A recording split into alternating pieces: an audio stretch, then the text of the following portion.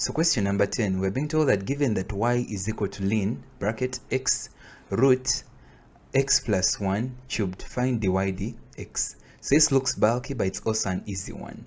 So how do we solve this? So we're going to basically introduce okay, before we even do that, we know that from rules of natural logarithms that ln the product of anything shall be equal to ln x plus ln y. So now we can express it this way. So now we have a ln x plus ln bracket x plus 1 cubed times a half, because of the root that they actually have.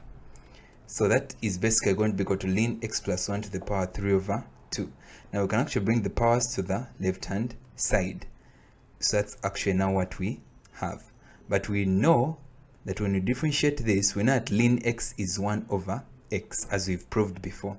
And then we know that ln x plus 1 shall be equal to 1 over x plus 1. So we have 3 over 2 times 1 over x plus 1. So when you open those brackets, this is what we end up having. So let's simplify this further. We find the LCM, and this is what we have. Now 2x plus 3x shall be equal to 5x. So we have 5x plus 2 at the numerator.